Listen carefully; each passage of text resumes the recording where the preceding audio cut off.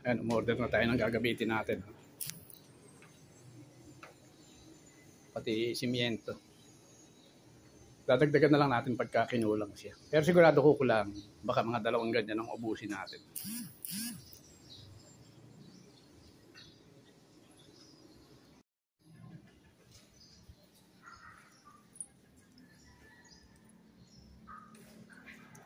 Ayan yung mga nakalagay dito. Marami na tayong nabawas dyan. Para bukas.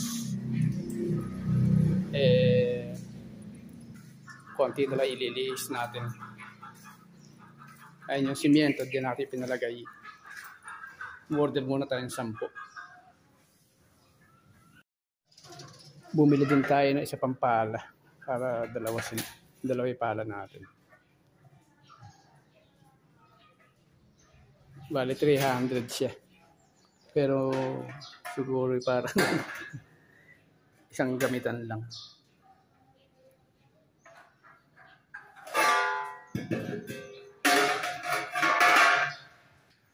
Manipis siya.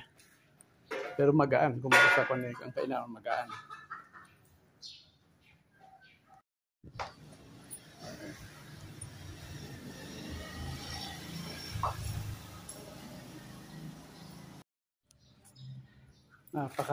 Napakatigas ng sinisinsil natin.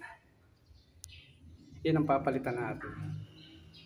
Papalitan natin siya ng T4. Kasi ito, didos lang umaapaw siya pagka umuulan. At saka pagka nagtatapon ng maraming tubig. Umaapaw. Hindi nakakayang lunukin ng PVC. Naka-elbow pa ron. Yung nanggaling ng itaas na lababo. Diyan kinunik.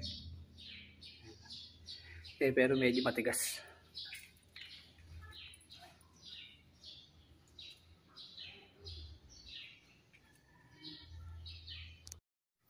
Umpisa na namin floringan.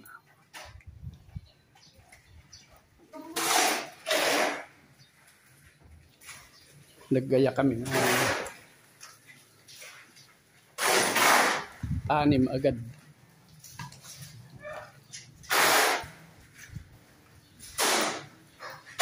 Si Papi, oh.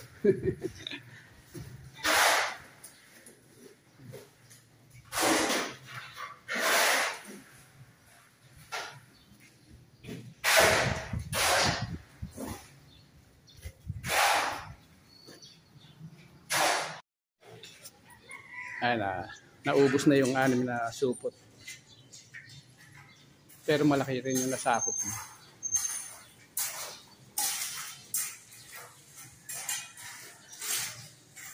Siya.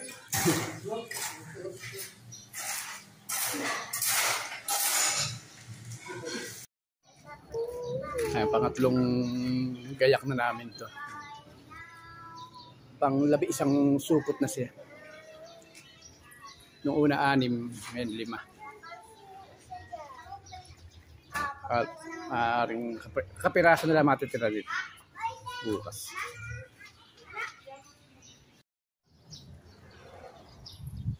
Ayan, hanggang dito yung nabuhusan natin.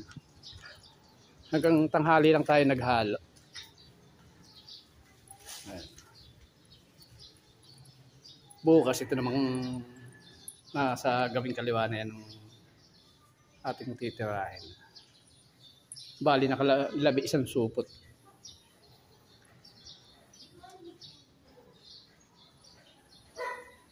Ayan, tsaka yung kinapupwestuhan nung buhangin na yan. Yan ang gagawin din natin bukas. Ay!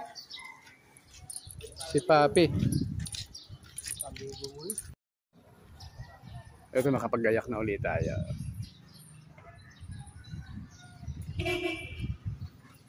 Matatapos na ngayon pangalawang araw. Yan, malagyan na rin hanggang dito sa gate. Ito naman yung harapan. Ayan, siya.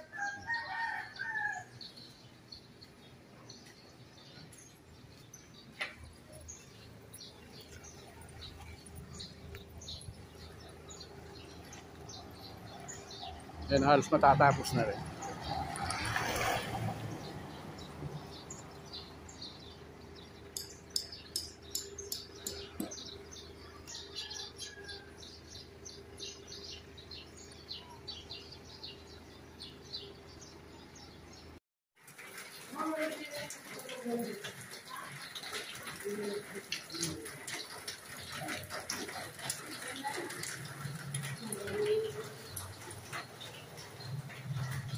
Tapos na tayo. Tapos na yung ating pinloringan.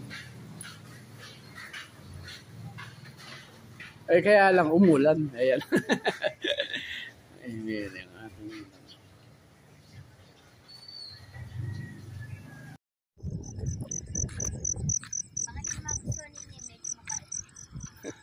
ay bak.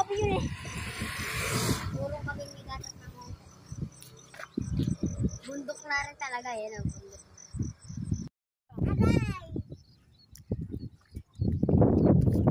Eh, dito naman tayo may ginagawa ngayon sa bukid. Pinalalagyan natin ng base yung lagayan natin ng water pump. Ayan si Edmond tsaka si Badoy.